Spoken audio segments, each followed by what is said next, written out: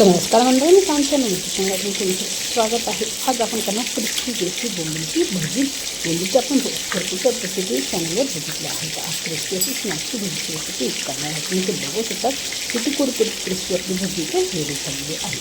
शेवटपर्यंत बघा. तर आपण रेसिपीला सुरुवात करूयात. इथे बोंबील घेतले होते, स्वच्छ धुवून घ्यायचे आहेत.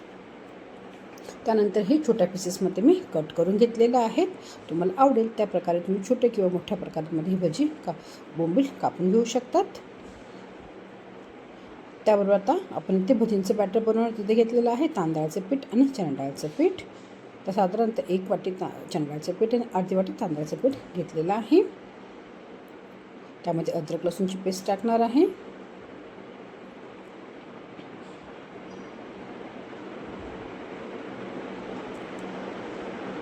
त्याचबरोबर लाल मिरची पावडर, गरम मसाला, हळद, धना जिरा पावडर, चवीनुसार मीठ, लिंबाचा रस पण इथे टाकू शकतात.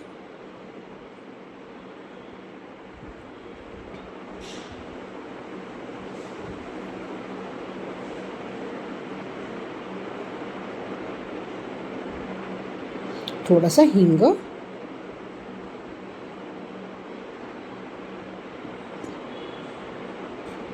आणि आता थोडं थोडं पाणी टाकून याचं घट्टसर असं बॅटर रेडी करायचं आहे. जास्त पातळ बॅटर बनवायचं नाही आहे, कारण बोंबीलचं पाणी कितीही आपण काढलं तर बोंबला थोडं का होईना पाणी राहतच. त्याच्यामुळे जेव्हा बोंबील ह्यामध्ये टाकतो तर बोंबील त्याचं स्वतःचं पाणी सोडतं, बॅटर पातळ होतं. म्हणून थोडंसं घट्टसर असं बॅटर मी आता इथे रेडी करून घेणार आहे.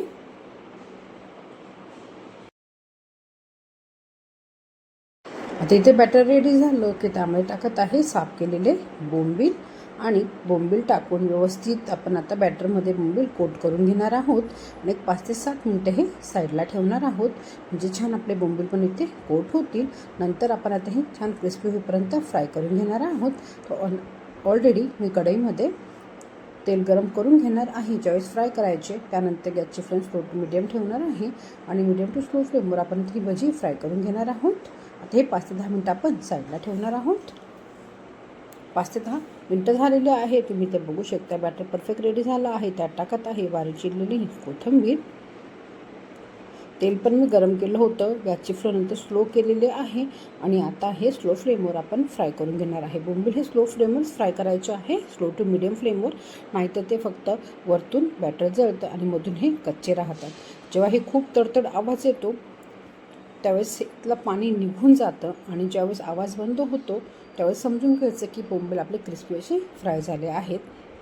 आणि ऑलरेडी बोंबील शिजायला फारसा वेळ लागत नाही, त्यामुळे कशाही स्लो फ्लेममध्ये लगेच फ्राय होतात.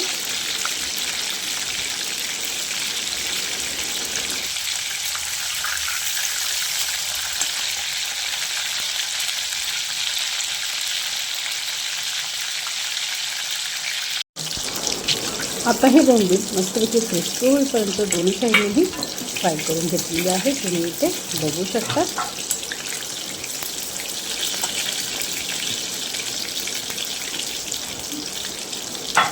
आणि आता हे मी काढून घेते. बाकीचे पण बोंबील अशाच प्रकारे मी क्रिस्पी होईपर्यंत फ्राय करून घेणार आहे.